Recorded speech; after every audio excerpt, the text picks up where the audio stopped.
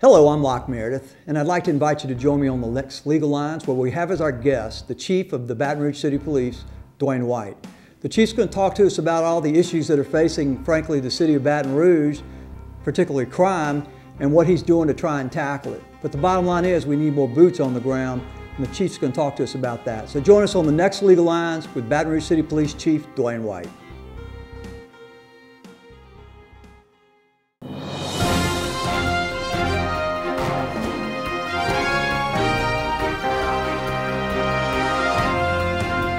Hello, I'm Locke Meredith, and I'd like to thank you on behalf of myself, Sean Fagan, and Corey Ogeron, and our entire staff for letting us come into your homes for the last 10 years via Legal Lines. We hope that you've come to a greater understanding of how the law works and how the government works for you. So from all of us, thank you.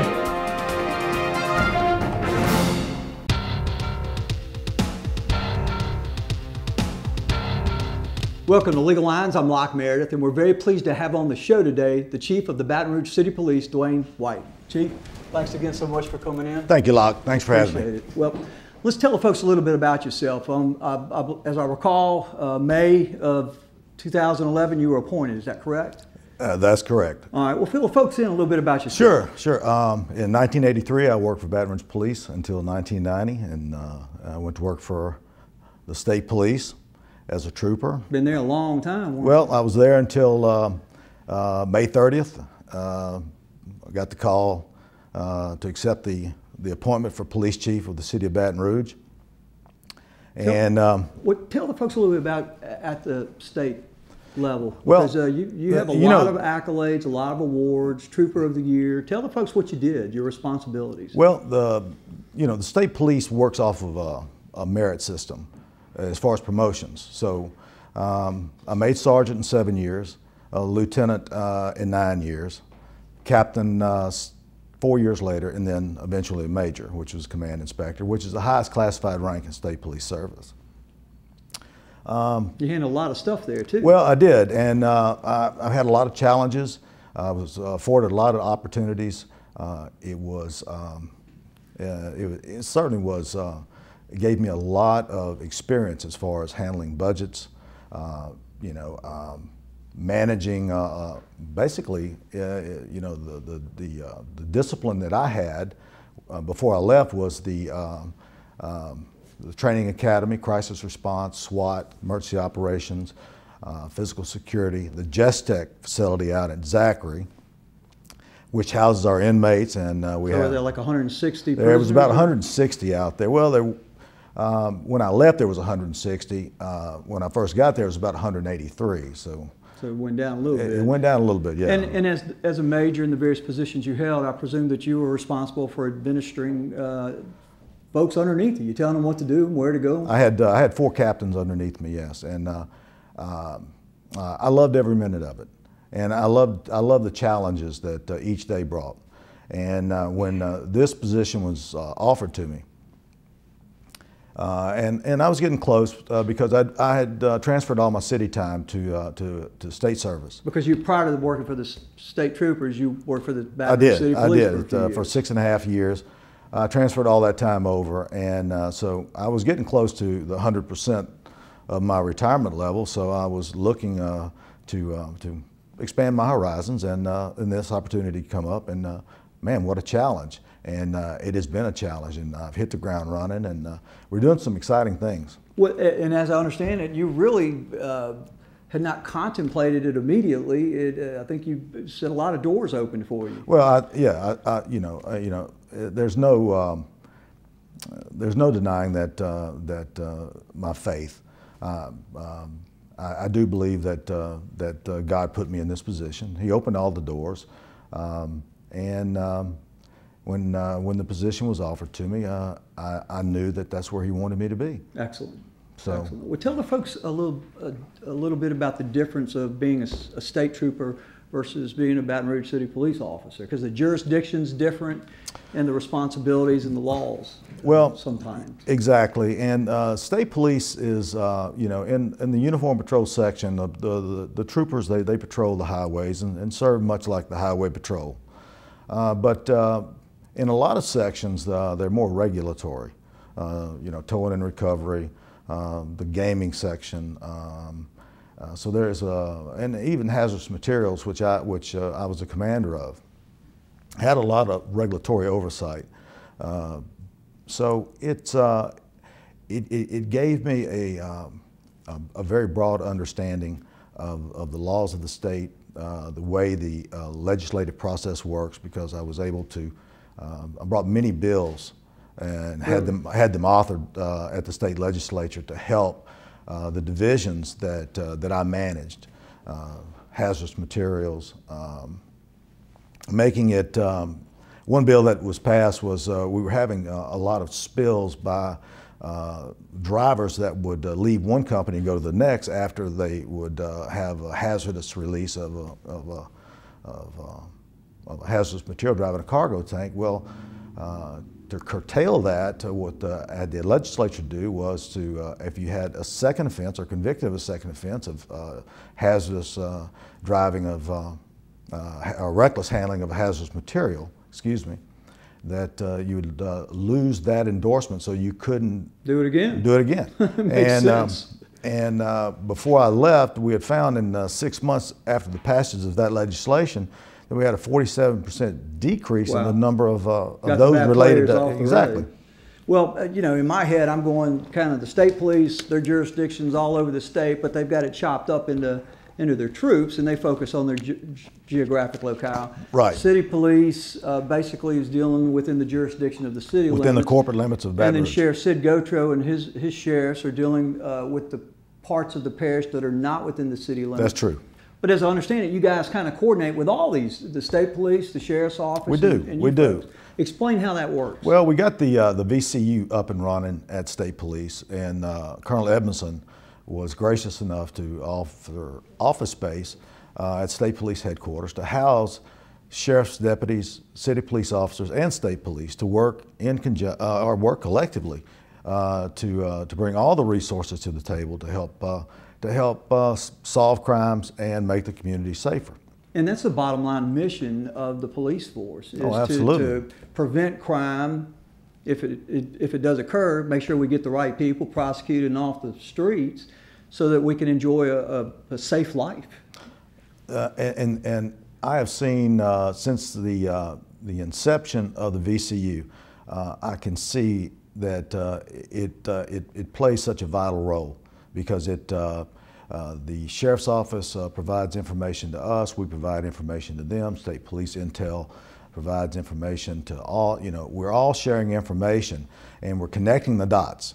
And when you do that, you start making cases, and you start making good cases that stick and putting people where they belong, that commit violent acts. Yeah, you folks are the guys, I call it, on the front line, because if a crime occurs and the police officers don't handle the evidence properly and document it and all the things that they have to do, when it gets to the prosecutor, he can't really pursue it in court. That's right. And that guy's back out there doing what he was doing before. That's true.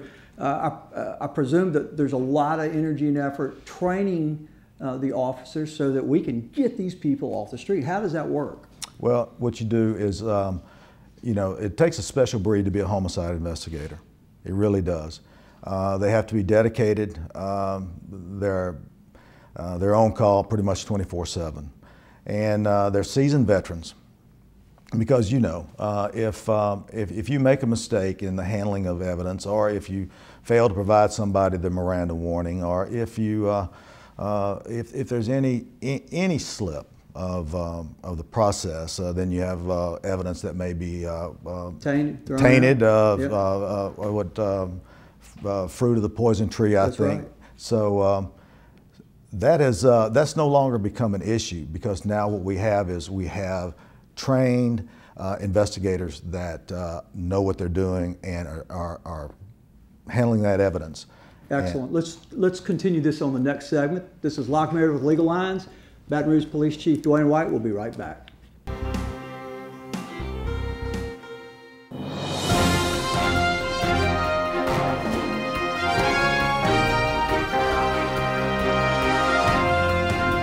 Hello, I'm Locke Meredith, and I'd like to thank you on behalf of myself, Sean Fagan, and Corey Ogeron, and our entire staff for letting us come into your homes for the last 10 years via Legal Lines. We hope that you've come to a greater understanding of how the law works and how the government works for you.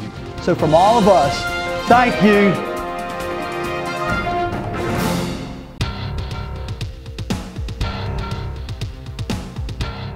Welcome back to Legal Lines. I'm Locke Meredith, and again, we're very pleased to have on the show the Chief of Baton Rouge City Police, Dewayne White. Chief, thanks again for coming on. You're more than welcome. We're talking about basically what we have to do to stop crime, and the number one thing first is to make sure we're catching the criminals, and then we collect the evidence and get it to the court so that they can be prosecuted and taken off the street. That's true. Bottom line is, crime, it certainly feels like crime's going up. Is it or is it not? Well, you know, yes, it has. It has gone up since 2005 because we've had a great influx, a demographic change. You know, you had a lot of good people that come from Orleans Parish and, sure. and lower Louisiana that have moved to Baton Rouge and the East Baton Rouge Parish. A lot of good people, but unfortunately, there's a lot of the criminal element that came with those people as well. Chief, in fact, what I've heard from DAs and other folks I've talked to is it's like there's this segment of society. You can pretty much say 10% of the population is going to commit 80% of the crimes, and I guess we got some of that 10%.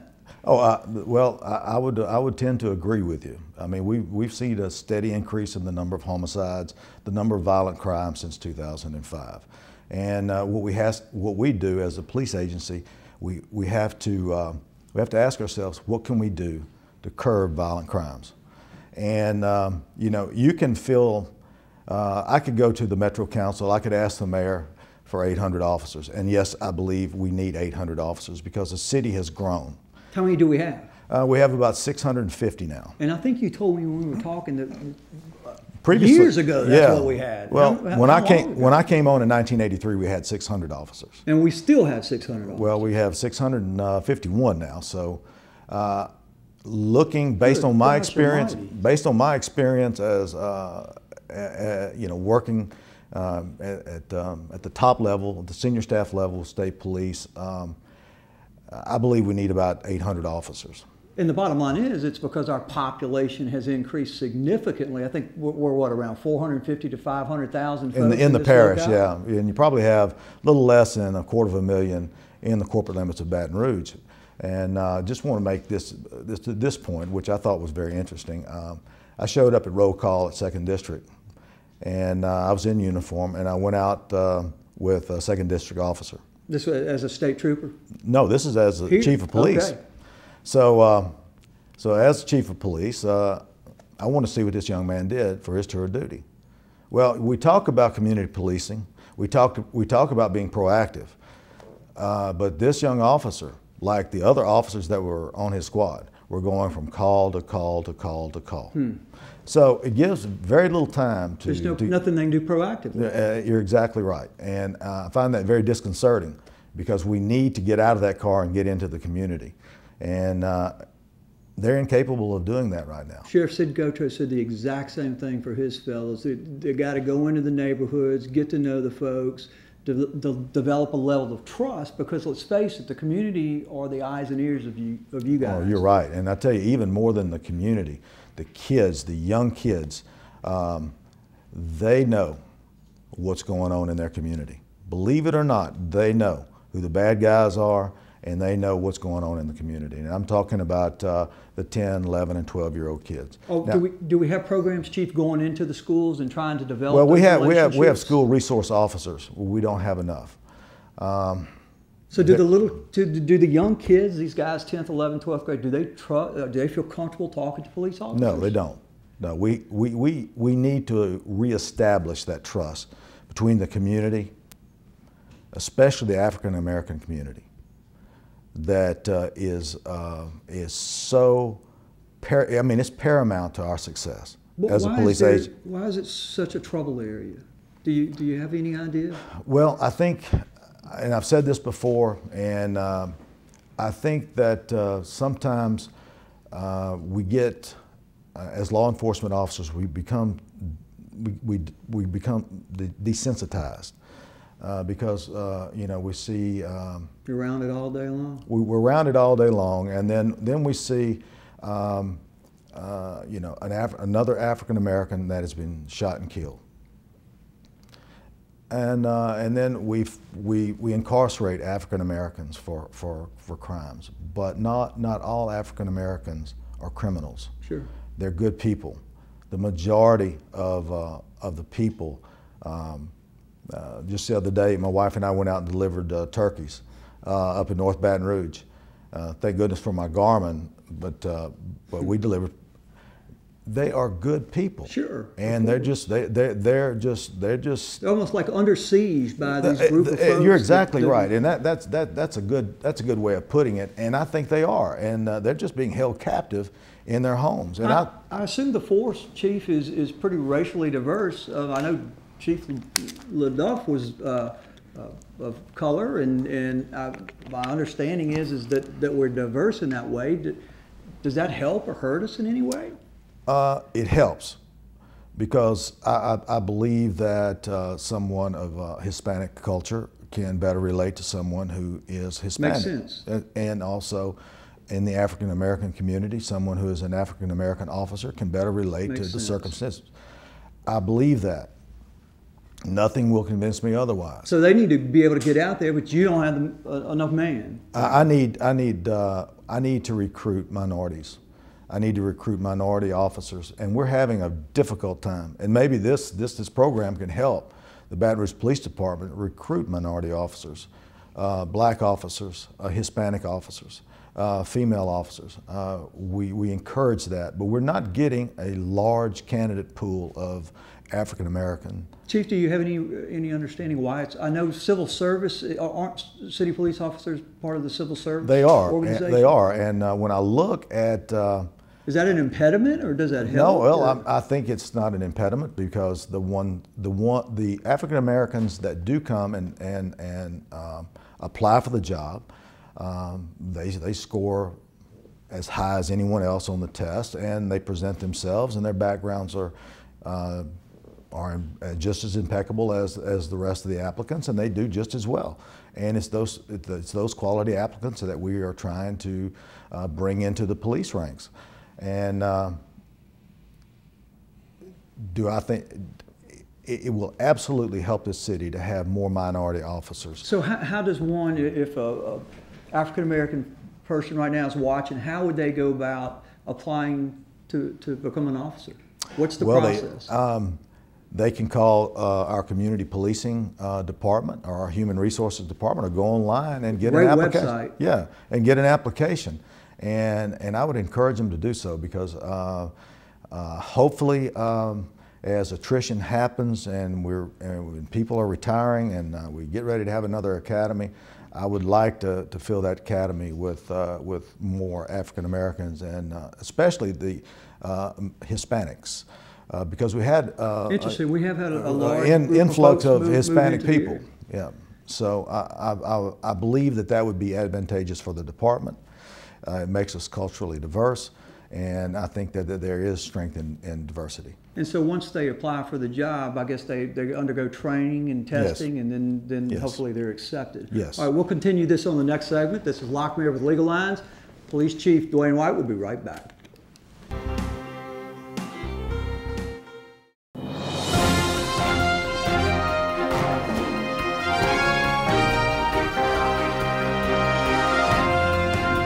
Hello, I'm Locke Meredith, and I'd like to thank you on behalf of myself, Sean Fagan, and Corey Ogeron, and our entire staff for letting us come into your homes for the last 10 years via Legal Lines. We hope that you've come to a greater understanding of how the law works and how the government works for you. So from all of us, thank you.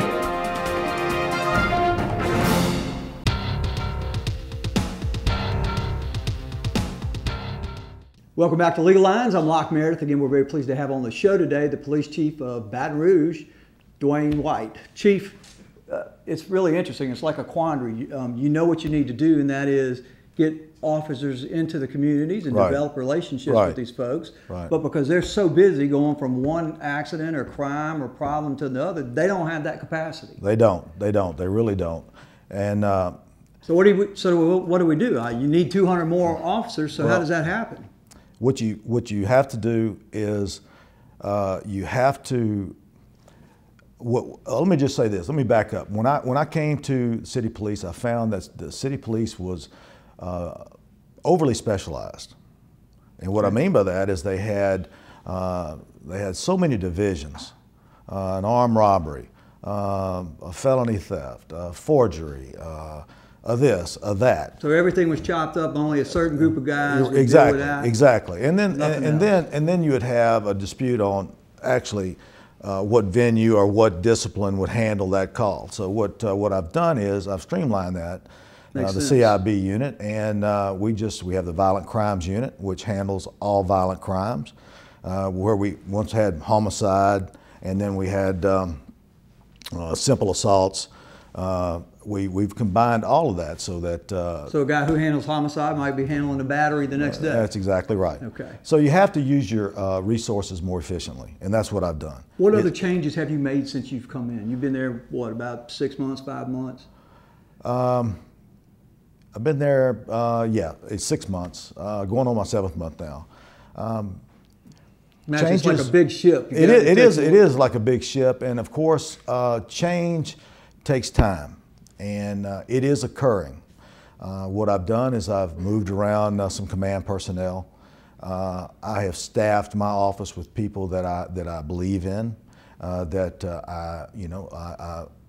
big on loyalty and trust.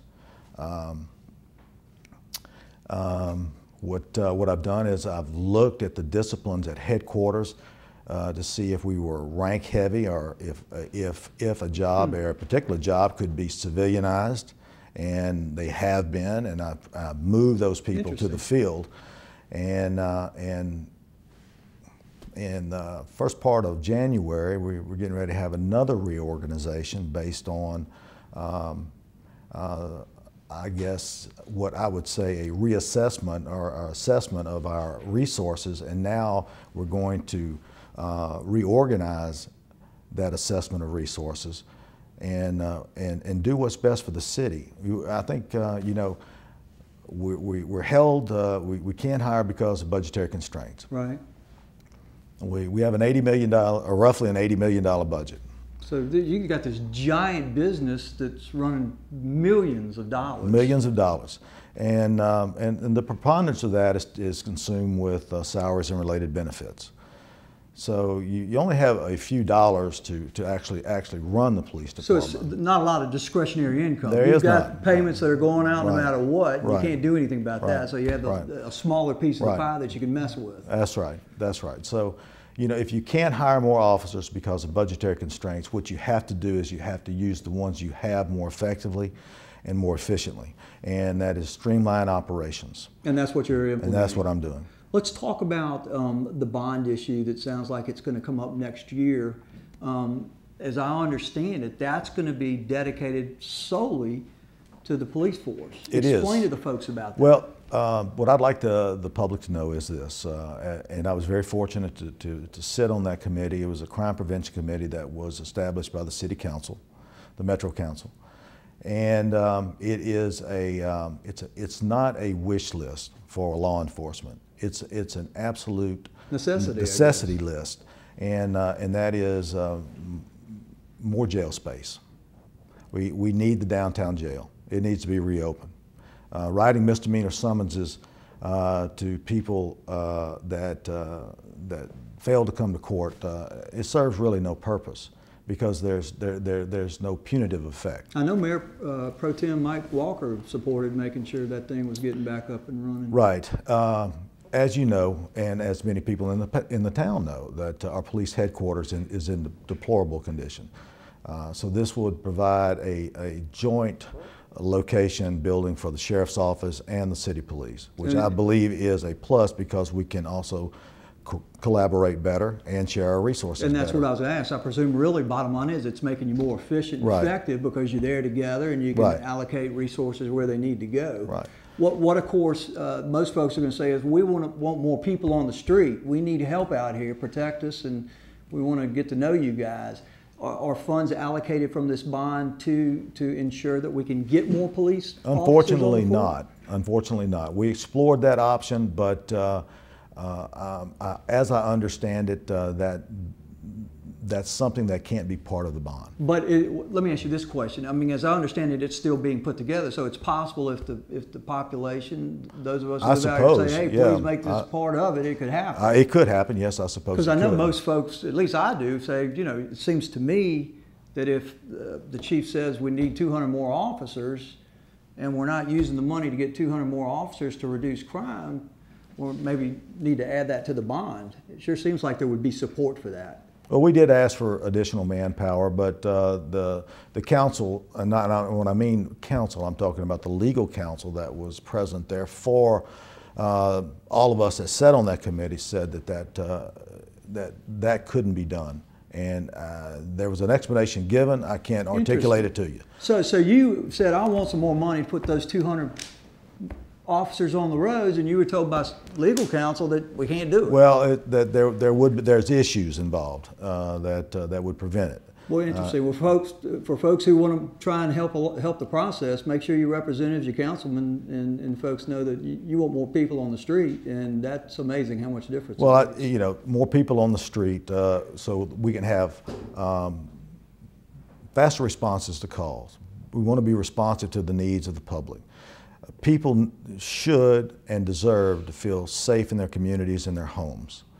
I want a professional, accountable police department that is disciplined and that serves the needs of the people and exercises selfless service every day. Those are the things that I've been driving home since I've gotten here. And are you getting support from the Metro Council on that vision? Oh, absolutely. It's absolutely. certainly my impression. Absolutely. I was. And the mayor too. Oh, yeah. The mayor has been most gracious.